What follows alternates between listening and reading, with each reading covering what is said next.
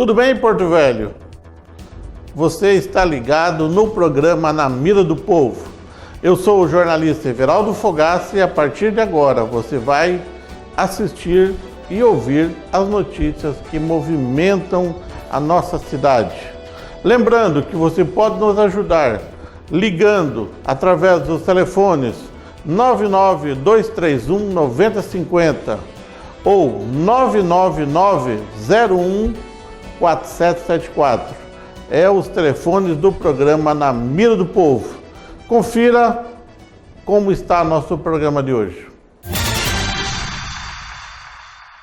Tudo bem, Porto Velho? Tudo bem, Rondônia? Estamos aqui no momento sindical. A gente vai entrevistar um dos candidatos a presidente do Sindicef Rondônia. Do meu lado aqui o senhor Abson Prachedes, ele é da Chapa 1, ele é candidato a presidente do Sindicef Rondônia e vai falar um pouco para a gente, vai fazer sua apresentação, falar quando vai ser essa eleição, quem está apto a votar. Com a palavra, o seu Abson, né? Abson Prachedes. É isso. Estamos aqui na condição de candidato a presidente pela Chapa 1, Sindicef Rondônia.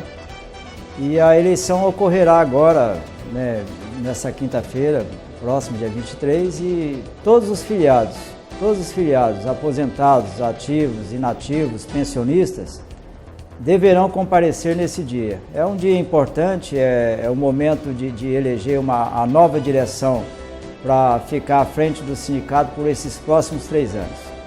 Essa eleição, quem que pode votar?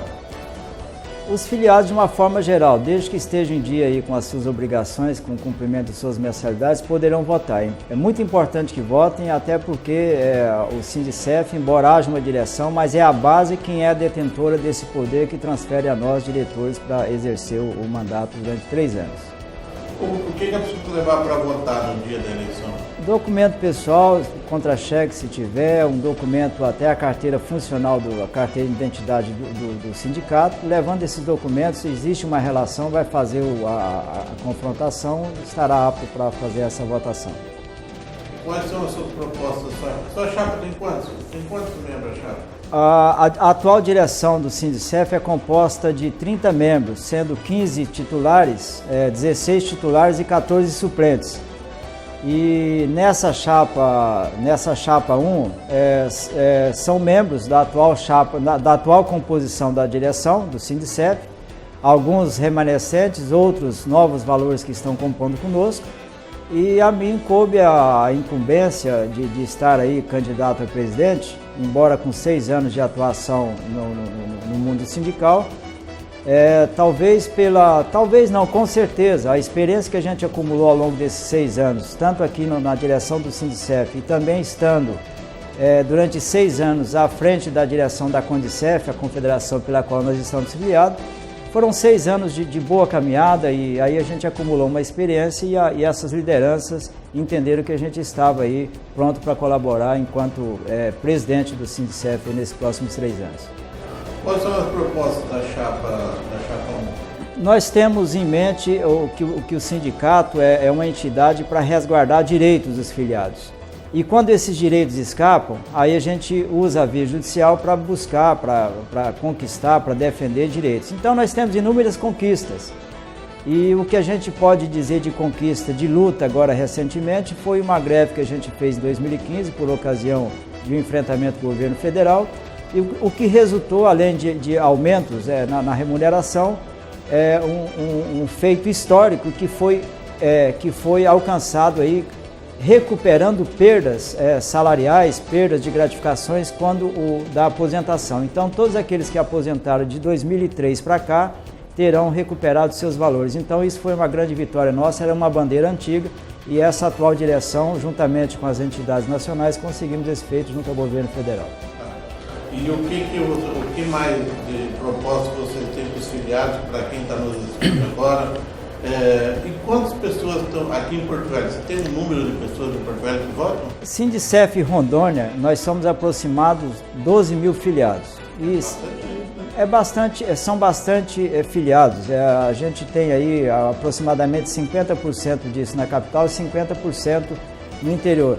É bom registrar aqui, Fogaça, o Sindicef, a nível nacional, ele atualmente é a segunda maior entidade nacional.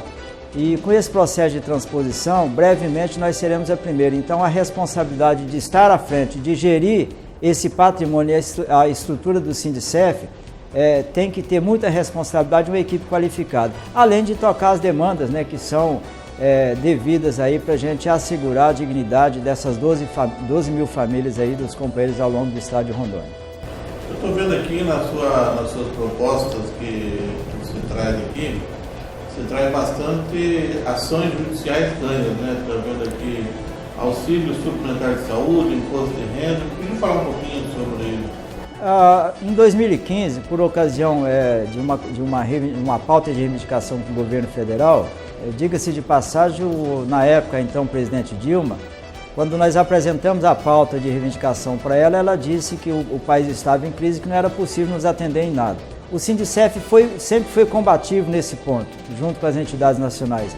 E como esgotou o diálogo na conversa e nós entendemos que era devido o que nós estávamos pedindo, nós fizemos esse movimento e para quem anunciou que seria zero, que o país estava em crise e que não poderia nos atender em nada, acabamos aí por um acordo conquistando aí o aumento do auxílio de saúde suplementar, o aumento de auxílio alimentação, conseguimos aí o aumento do auxílio creche, conseguimos 10,8% em cima do salário base, recuperando um prejuízo aos aposentados e pensionistas de uma greve de 2012.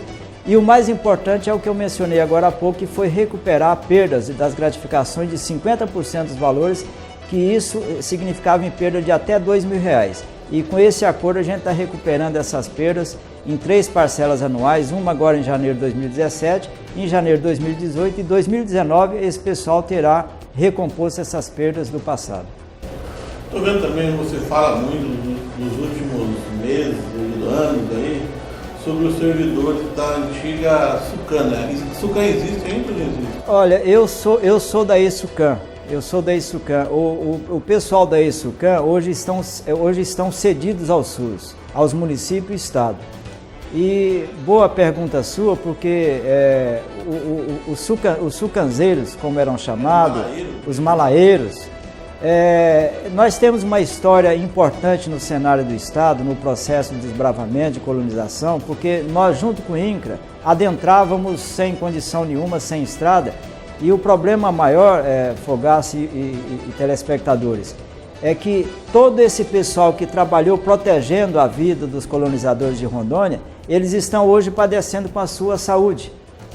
Todos estão intoxicados, né, pelo DDT, que foi o produto utilizado. E aí, até decorrente de uma negligência do governo federal e da própria justiça brasileira, devido à lentidão de uma definição para um reparo de dano desses trabalhadores, nós denunciamos o nosso país para a Corte Interamericana dos Direitos Humanos, que é uma extensão da OEA, na expectativa que esse órgão acolha essa denúncia e possa dizer para o governo brasileiro que ele cometeu uma negligência com esses trabalhadores. A gente espera que esse pessoal que estão morrendo numa faixa etária de 55 anos possa ter reparado minimamente, ter dignidade aí pelo trabalho prestado para a população, não só de Rondônia, mas do país como um todo.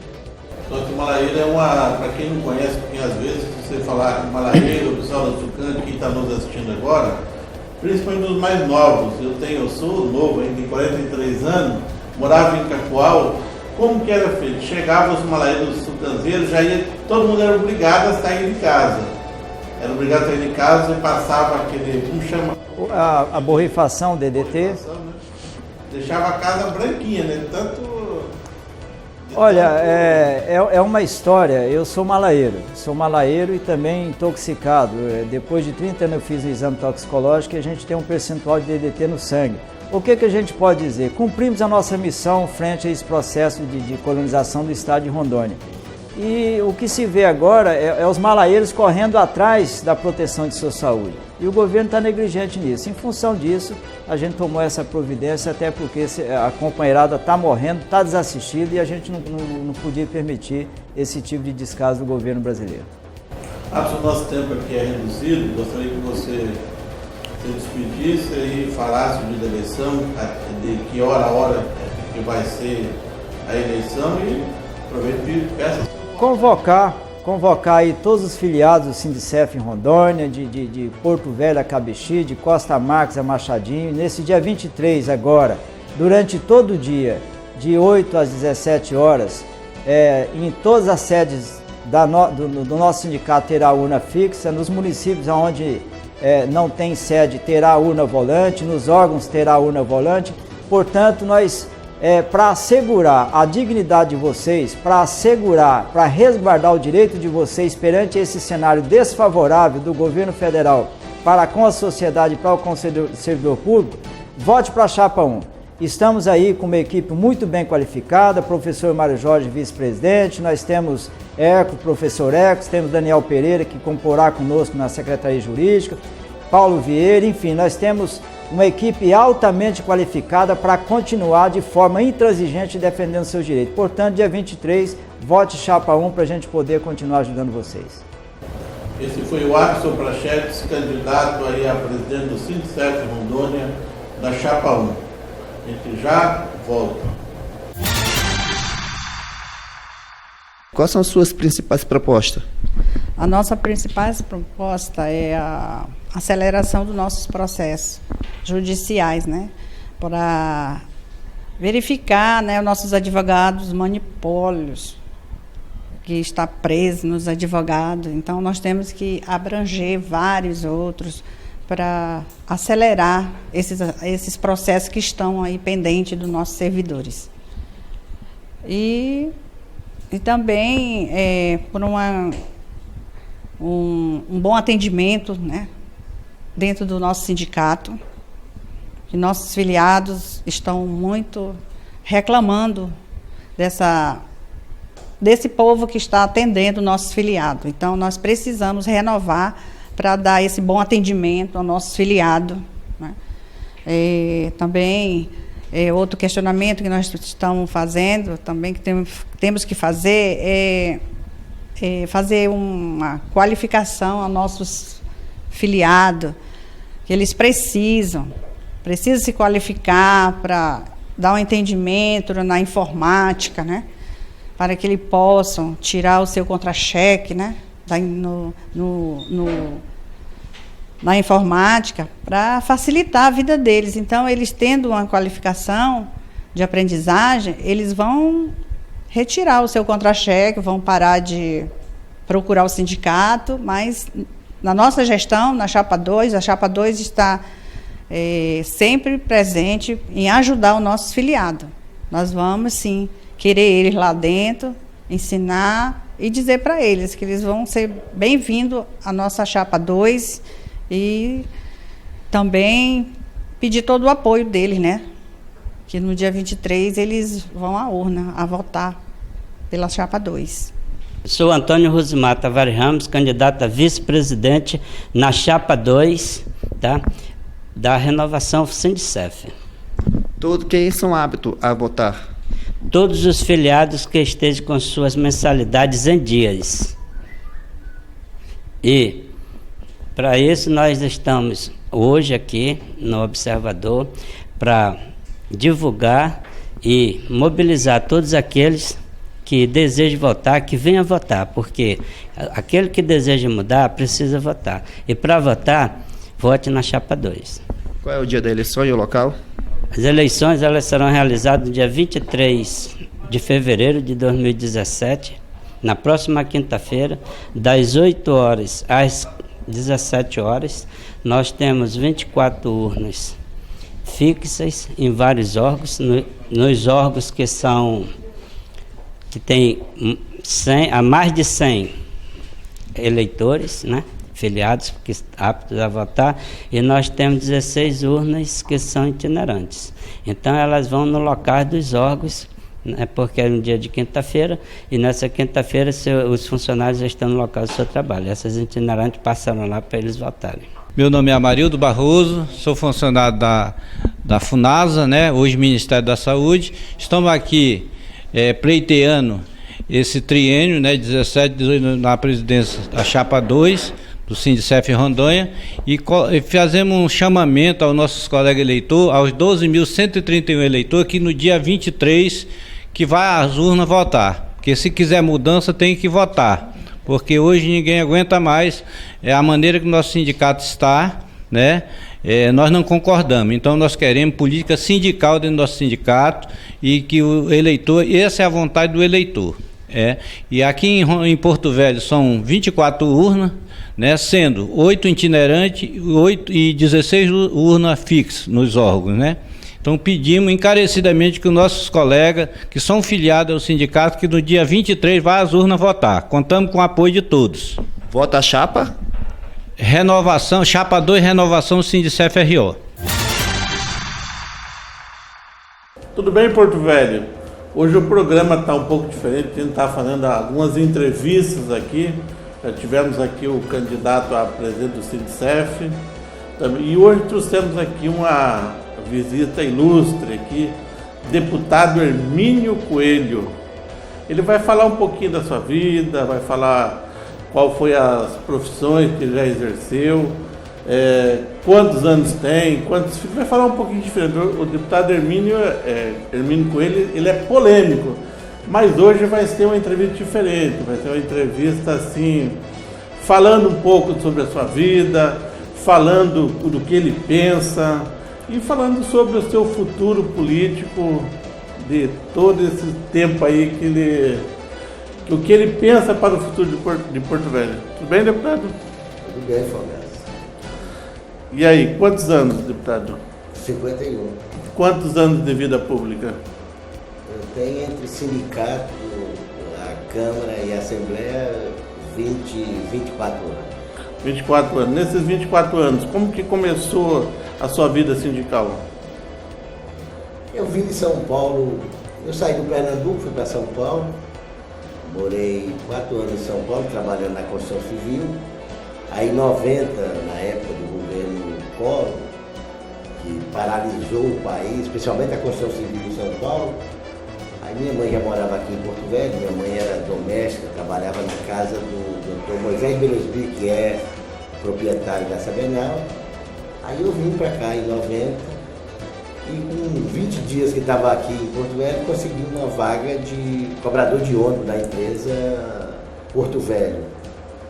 E depois de um ano e pouco na empresa, aí começa a participar do sindicato, termino virando presidente do sindicato e fiquei, depois de 8 anos à frente do sindicato, em 2000 me candidatei a vereador pela primeira vez e estou até hoje. Fiquei 3 anos, 3 mandatos na Câmara de vereadores e já estou no segundo de deputado. Na Câmara você foi presidente da Câmara também, né? Câmara, fui presidente por 2 mandatos, fui vereador por 3 mandatos e presidente da Câmara por 2 mandatos.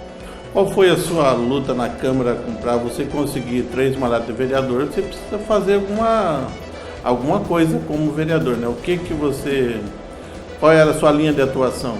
Fogaça, o meu primeiro mandato, o prefeito era o Carlinho Camus. Foi elegido em 2000, Camus se elegeu prefeito, e eu fiz o primeiro mandato de oposição ao Carlinho Camus.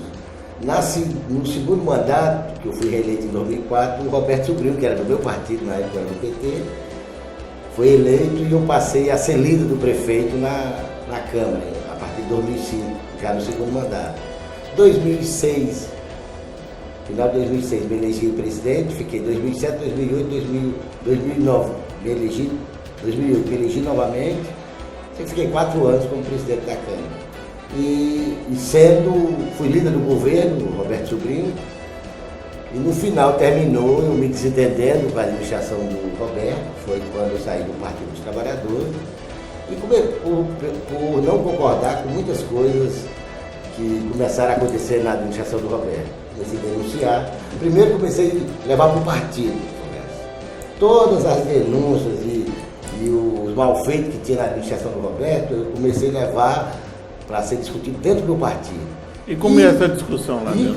Porque o PT sempre tinha aquela coisa do militante do PT nunca jogar para fora as sujeiras que tinha entre os políticos do PT, entre a militância, era discutido internamente. E eu cheguei a levar para o partido e, infelizmente, o Roberto Sobrinho, junto com o seu secretariado, não me escutava e terminaram se voltando contra mim, falando que as nossas denúncias eram vazias, que a gente falava demais, aquela coisa toda. Aí eu terminei denunciando para fora. Procurei o Ministério Público, na época, procurei o doutor Ever, procurei o doutor Heriberto e o pessoal lá do GAEC, e comecei a levar as mutretas e os esquemas de corrupção que tinha na prefeitura. E no final deu no que deu, foi tanto o prefeito como a maioria dos seus secretários, principalmente os principais secretários, foram todos para chegar a ser presos e estão até hoje respondendo aí por vários crimes então, aí de corrupção no município. Então esse trabalho aí que o Ministério Público Federal, junto com o GAECO, fez na administração do ex-prefeito Roberto Sobrinho, então começou com você? Começou, quem começou a levar as denúncias para o Ministério Público fui eu. Foi eu que comecei a levar todas as denúncias, principalmente dos esquemas de hora máquina e dos viadutos e das limpezas de canais, que ali era onde estava o esquema. Eu lembro que na época eles fizeram um contrato com uma empresa aí de 34 milhões de hora máquina. E ali foi que começou tudo. Porque realmente o primeiro mandato do prefeito Roberto Sobrinho não foi ruim. Mas a partir do segundo mandato, que veio toda aquela onda das usinas, PAC 1, PAC 2, que Porto Velho foi bem atendido, veio muito dinheiro de fora, tanto do governo federal como das usinas de compensação, foi que a administração do Roberto se perdeu. Aí começou a bandalheira, a roubalheira e terminou dando o que deu. Terminou praticamente todos eles indo presos e estão até hoje respondendo aí por vários crimes aí de corrupção que existia na prefeitura na época. E tudo começou com as nossas denúncias. E antes de eu denunciar, Fogaça, eu levei para o prefeito, levei para a cúpula do partido. O que ele falava? O que o prefeito falava para você? Eu passei a ser mal visto dentro do partido, como se eu... Porque eu jamais... Era o inimigo do partido. Era, Fogaça, porque eu era presidente da Câmara, eu era do Partido dos Trabalhadores, eu nunca pedi uma Coca-Cola para o Roberto, eu nunca tive um cargo comissionado na prefeitura, como eu não tenho no governo. Eu quero que um prefeito ou um governador, eu tive 10 anos de mandato de vereador e estou com 6 anos de mandato de deputado. A maioria dos legislativos, isso é comum, tanto no Congresso Nacional como nas câmaras de vereadores e nas Assembleias Legislativas. Sempre eles formam a base aliada, um favorzinho, uma troca de uma coisa ou outra. Eles fazem indicam um secretário, indicam um nome. Eu jamais indiquei um faxineiro, tanto na prefeitura como no governo de Rondônia. Eu não devo uma Coca-Cola para Roberto Sobrinho e nem para Confúcio Moura. E eleito deputado estadual, como que foi a sua atuação na Assembleia? E como que... Mas queria, primeiro, Fogaça, concluindo na Câmara. Além disso, nós fizemos um trabalho na Câmara. A Câmara, nós resgatamos a credibilidade da Câmara. Todos os projetos, agora mesmo com esse projeto que teve polêmica aí da questão de... Mas a gente vai falar sobre o Guinquento daqui a pouco. Mas eu lembro que na nossa época a Elise Regina era presidente do sindicato, ela não era vereadora. E todos os projetos com relação aos trabalhadores, antes de nós votarmos na Assembleia, tinha que ter autorização do sindicato. Se o sindicato dissesse, tá ok, pode votar que o projeto é bom para os trabalhadores, nós votávamos. Se não, eu mandava de volta. A gente nem colocava em votação, prefeito, isso prejudica os trabalhadores, a gente não vai votar projeto aqui que prejudica o trabalhador. E também criamos um plano de carreira e salário dos servidores da Câmara, que é um dos melhores do município. Inclusive na Câmara Municipal, os servidores falam que a sua administração e da ex-vereadora Sandra Moraes foi as melhores que tiveram na Câmara Municipal.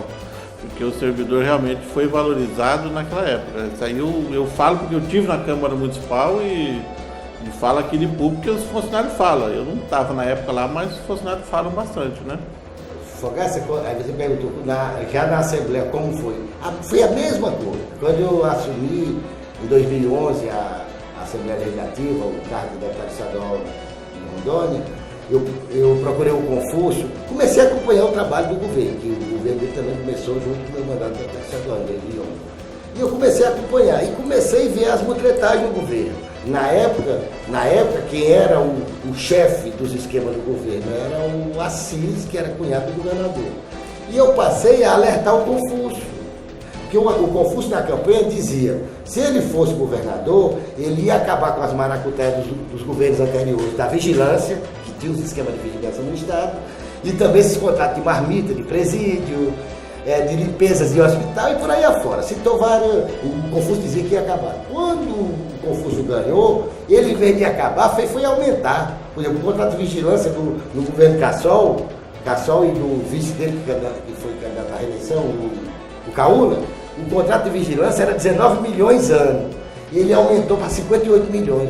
O Confúcio que disse que ia acabar o contrato, foi triplicar o contrato.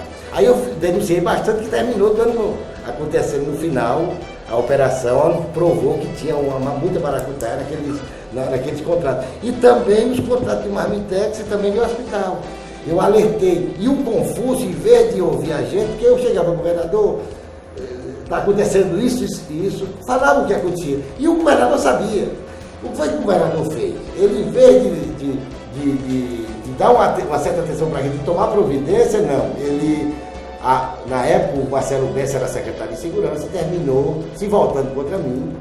Fizeram aquela operação apocalíptica, me envolvendo naquela operação, aonde criou toda essa situação, aonde prenderam meu filho, confundiram meu filho que tem o apelido de burro por outro burro, e terminou o clima meu com esse governo, ali praticamente ficou difícil. Mas mesmo assim, eu como presidente da Assembleia por 3 anos e 3 meses, nunca segurei um projeto do governador na Assembleia. Todos os projetos, até porque ele tinha maioria absoluta, praticamente a única oposição que ele tinha na Assembleia era eu colocava tudo para votar. E como ele tinha maioria, todos foram aprovados. E jamais eu já cheguei no governador eu jamais sentei em cima de um projeto, tanto na prefeitura ou no governo do Estado, para tentar barganhar ou qualquer coisa parecida. Todos os projetos chegaram no governo, eu colocava em votação e era sempre aprovado, porque o governo tinha lá, os 24, né? Tinha praticamente 22, 23 deputados na sua base. E na questão de servidores, quando foi presidente da Assembleia, você assumiu a Assembleia devido à prisão na época? Teve um problema com o presidente Valdo. Aí eu era o primeiro vice do presidente Valdo, tanto no primeiro mandato como no segundo. Aí continuei, terminei. O Valdo ficou 10 meses, mais ou menos, na presidência. Aí o restante dos 4 anos, dos 3 anos e 2 meses, foi eu que fiquei à frente da Câmara. E assumi também já com esse compromisso de valorizar. Os trabalhadores da Assembleia vinham há anos clamando por ter um plano de cargo. Eu também, graças a Deus, na nossa administração lá, no nosso comando da Assembleia, conseguimos fazer um plano de cargo, de carreira e salário dos servidores da Assembleia, que é um dos melhores também do Estado. E também a gente igualou todos os deputados, que antes só a mesa diretora e alguns deputados e algumas comissões que tinha uma condição melhor, tinha 2 gabinetes. Depois que eu assumi a presidência, eu tratei todos os deputados iguais. Todos os deputados da Assembleia têm a mesma estrutura para trabalhar. Eu acabei também com esse negócio da Assembleia. E também as mesas diretoras da Assembleia sempre eram feitas com muita conversa, com muita negociata, e também depois da nossa passagem da presidência da Assembleia, também a gente democratizou mais e a transparência ficou maior na Assembleia, e teve um processo agora que elegeu o Maurão, agora já nessa nova legislatura, aonde correu tudo de forma tranquila. Foi bem transparente. Foi bem transparente a eleição do Maurão. Isso tudo aconteceu na Câmara também. Quando eu saí da Câmara, o Eduardo que assumiu. E já nesse processo agora, com essa nova legislatura, já parece que o negócio lá não foi tão republicano. Mas vamos falar daqui a pouco sobre isso. Não preocupa não, vou ter 20, 30 minutos de conversa aqui. O Hermínio, que como ele é bastante polêmico, se deixar, ele já quer entrar na outra parte, né? Quero perguntar para você... Só para concluir essa questão, no governo Confúcio foi muito parecido com o do Roberto Sobrinho. Todas as denúncias que eu fiz, que foi eu também que comecei a levar as denúncias para o Ministério Público do Estado. O que foi que aconteceu? O cunhado foi preso, foi provado que o cunhado fazia umas maracutaias feias no governo, as irmãs foram demitidas, enfim, no final o Moschini foi preso, também foi denúncia do Espaço Alternativo, eu denunciei aquelas maracutaias, mas antes de eu denunciar no Ministério Público, eu tentei alertar o governador Confúcio Moura várias vezes, infelizmente ele não nos ouviu. Por isso que quando as pessoas falam que a gente é falastrão e que a gente fala demais e que a gente acusa sem prova, isso não é verdade, porque todas as acusações que eu fiz, Fogaça, terminou sendo comprovado que realmente tinha mal feito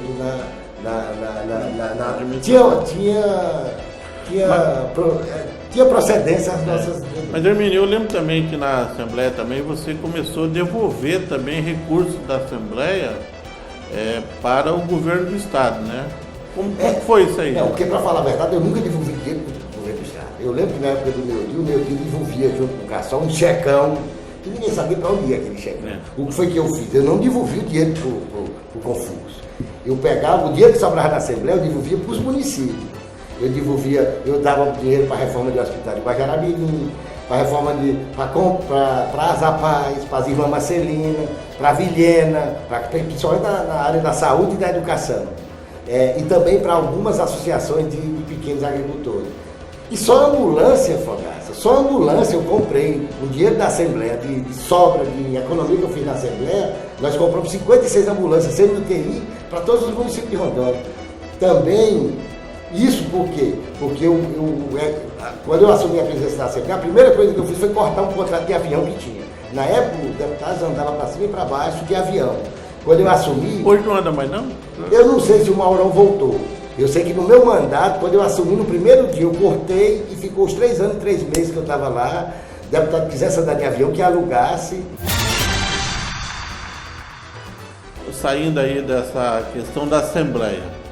Hoje o governo do Estado, como que está? Do primeiro mandato, segundo mandato, o que melhorou? Como que está a situação hoje? O governo Confúcio, até Fogaça falando, quando eu apontava as pessoas que era problema para o governo, que Mosquini e dessa, e depois que o governo tirou essas pessoas do Estado, o Estado começou a andar. Mas hoje, de qualquer maneira, eu tenho cobrado muito do governador Confúcio, principalmente com relação à segurança pública. A segurança pública de Rondônia está difícil, a violência é muito grande, aumenta a cada dia, e o nosso contingente da Polícia Militar, da Polícia Civil, do Corpo de Bombeiro, a cada dia fica menor. Está envelhecendo, né? Envelhecendo, aposentando, morrendo. E o que é que eu tenho pedido? Nós temos hoje 800 trabalhadores da Polícia Militar aprovados, remanescente do último concurso da Polícia Militar, 2014. Nós temos vários trabalhadores do Corpo de Bombeiro também prontos para assumir, e 270 policiais civis, entre policiais delegados e peritos da Polícia Civil. E a gente tem cobrado do nosso governador Confúcio que ele convoque para a academia urgente esses trabalhadores. Se é dificuldade de orçamento, vamos trabalhar na Assembleia e buscar, porque não dá, não tem como. Hoje é de Calama, aqui na divisa com o Amazonas, a Vilhena, divisa com o Mato Grosso, a violência aumenta cada dia. Os assassinatos, os latrocínios, enfim. A epidemia, né? Os assaltos, a violência em todos os sentidos, aumenta cada dia e parece que a população está a mercê, só Deus por ela.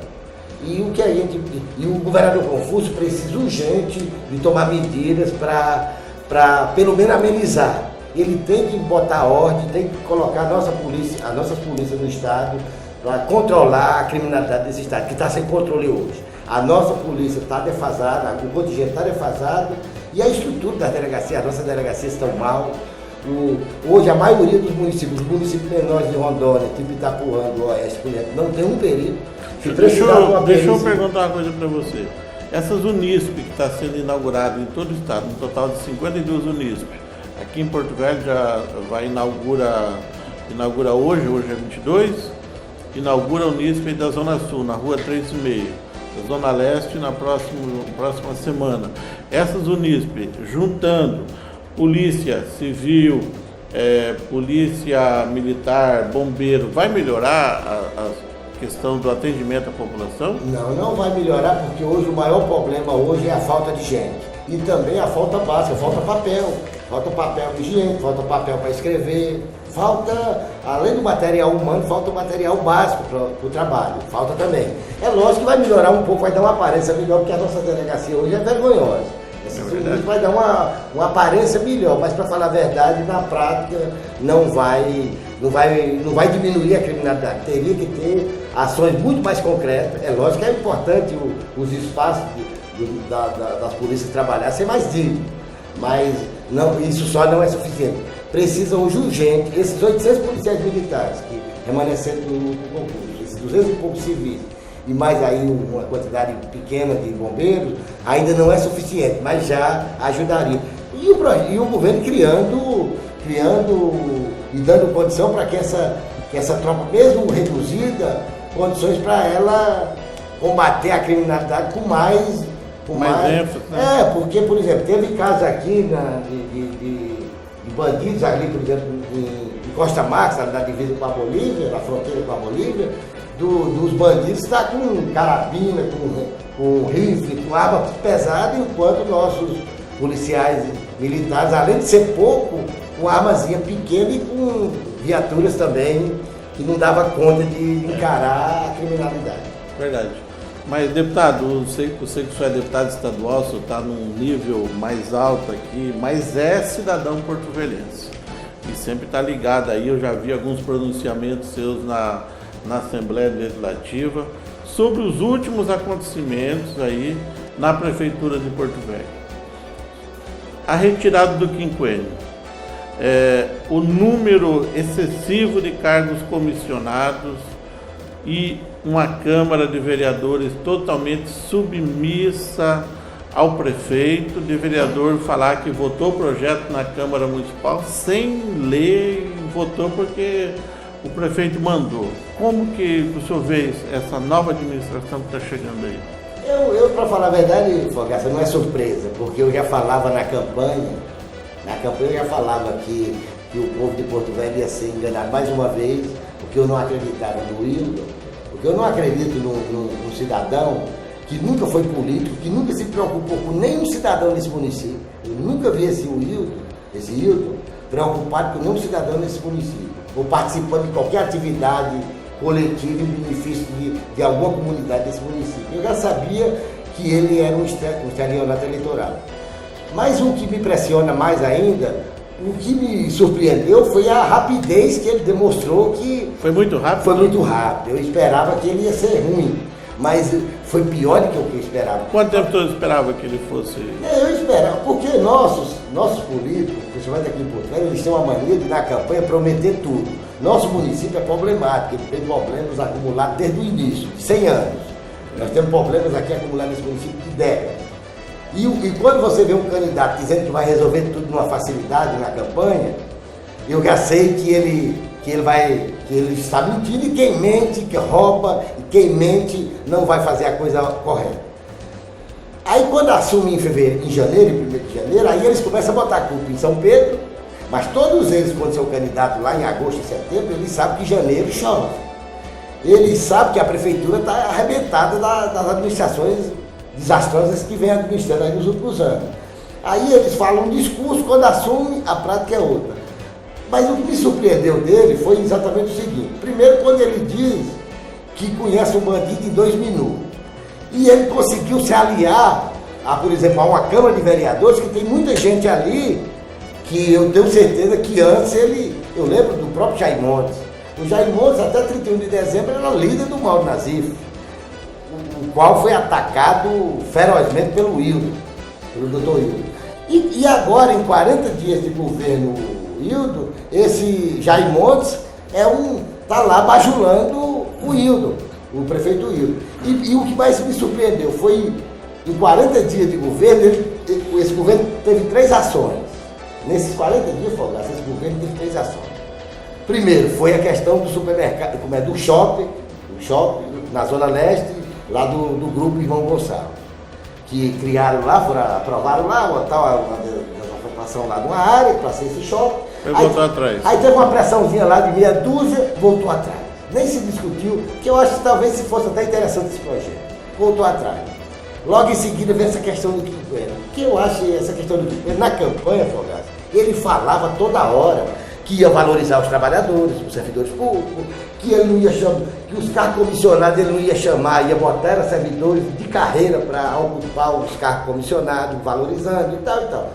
Quando assume, aí manda, logo no início do ano legislativo, manda um projeto para lá na calada da noite, criando mais cargo comissionado, que ele condenava e batia todo dia nos cargos comissionados que a prefeitura tinha, criando mais cargo comissionado e tirando o quinquênio dos trabalhadores. O quinquênio dos trabalhadores, Fogaça, isso é conquista de muita luta e de muitos anos já de benefício que os trabalhadores têm.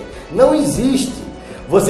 Aí muita gente fala assim, não, mas o trabalhador, o servidor público é isso. Não, o servidor público, eles têm uma mania, isso é no Brasil inteiro, tem uma mania de jogar a desgraça do país nas costas dos servidores públicos. Nossos servidores públicos são muito desvalorizados, salários maus. Quanto ganha um professor nesse município? Quanto ganha um enfermeiro? Quanto ganha um auxiliar da saúde? Ganha merreca. R$ 1.000 reais. Os médicos que trabalham nessa prefeitura ganham salário baixo. R$ 4.000. Salário do médico de R$ 4.000 é salário miserável. Na Câmara, quando eu fui presidente da Câmara, e na Assembleia, quando eu fui presidente da Assembleia, a nossa que faz o cafezinho, a nossa zeladora que faz o cafezinho, ganha mais do que o médico ou o enfermeiro no município e no estado. É mesmo. Aí a surpresa isso, tirar de forma covarde, sem discutir com os trabalhadores. E os vereadores me surpreendeu muito, porque nós temos vereadores sindicalistas lá, tem vários sindicalistas lá. E como é que os vereadores sindicalistas, na calada da noite, diz amém para o prefeito num projeto absurdo desse? Aí ele vai agora, depois da pressão, ele vai e diz que suspendeu. Outra mentira que esse prefeito está cometendo, está mentindo, porque não existe suspensão de lei. A partir do momento que ela foi aprovada, ela pode ser revogada com outra lei revogando ela. Ou então, se tivesse sido um adinho por inconstitucionalidade da justiça, decisão da justiça. Não existe, da forma que foi tomada a decisão do prefeito, suspender lei por 90 dias. Mostra aí o despreparo. Eu não consigo entender um promotor que devia entender muito de lei, fazer um papelão desse. Primeiro, mandar um projeto absurdo desse para ser aprovado pelos vereadores. Depois, vir com esse papo furado, voltar atrás, dizer que suspendeu. É outra balela, que não existe suspensão dessa forma de lei. E também com relação ao nossos camelôs, que ele teve uma ação para poder tirar nossos camelôs da dignidade. Aí teve lá também uma pressãozinha e graças a Deus ele voltou atrás, parece que parou de encher o saco e perturbar nossos camelôs. Nós precisamos de prefeito, cara, e de vereadores que dê condição da população de Porto Velho ter uma qualidade de vida melhor, em todos os sentidos. Não de prefeitos e vereadores que persigam servidor público, camelô ou qualquer outro tipo de trabalhador ou cidadão de bem desse município. Tadermino, nosso tempo aqui é definido, tem um começo, um meio e um fim aqui. E nosso tempo aqui está esgotando aí. Fale aí para os nossos telespectadores aí do programa Na Mira do Povo. Fale aí o que o senhor pensa aí para um futuro aí. Rapidamente aí, o senhor é candidato à reeleição, como vai continuar no PDT, como que está a situação sua do futuro para 2018? Fogaça, porque tu sabe como é que eu sou. Quando eu começo a falar, a gente não pode parar mais. Mas eu queria dizer para você o seguinte, o que eu penso é o seguinte, é trabalhar, continuar fazendo um trabalho nosso, propondo legislação, discutindo, debatendo na Assembleia, não deixando que aquela Assembleia faça parecido com a Câmara, votar projetos que prejudicam o trabalhador, que lá também chegou. No final do ano foi aprovado um projeto aumentando o desconto do IPERON dos servidores do Estado, que foi criminoso também aquilo. Inclusive eu pedi vista, eles patrolaram meu pedido de vista. E eu falei inclusive na Assembleia esses dias, que a gente está de olho, porque vai vir uns pacotes da maldade do Estado contra os servidores públicos lá para a Assembleia. E eu espero que nossos deputados de Rondônia tenham mais responsabilidade do que a maioria dos vereadores de Porto Velho, que lá tem, lógico que nós temos vereadores responsáveis na Câmara. Estou colocando que alguns podem ter sido enganados, outros não podem ser. Mas na Assembleia, os deputados já são tudo mais experientes. E eu espero que essa Assembleia não venha votar nada que prejudique os trabalhadores ou a população. E eu continuo no PDT, eu acho que o PDT é um partido que eu me identifico mais, é um partido que tem uma ideologia, que tem uma linha de pensamento, e é uma linha que eu congrega, né? É uma linha que é mais ou menos a nossa, de defender a democracia, de defender a liberdade, de defender a transparência, sabe? É um partido que eu, graças a Deus, estou me sentindo bem no PDT. Em 2018, a intenção minha, eu quero trabalhar com o partido, eu quero trabalhar, se o partido quiser me indicar para deputado federal e a gente estiver bem de saúde, e estiver bem com a população, a gente pode encarar um cargo de deputado federal, ou de repente a reeleição. Mas hoje, a minha vontade maior eu tinha vontade de ir para Brasília, para fazer Brasília ter um deputado federal que realmente represente esse estado como deveria representar. Infelizmente, a maioria dos nossos representantes na Câmara Federal chega lá, troca sua dignidade por liberaçãozinha de emenda, por um carguinho, por uma coisinha. Infelizmente é assim.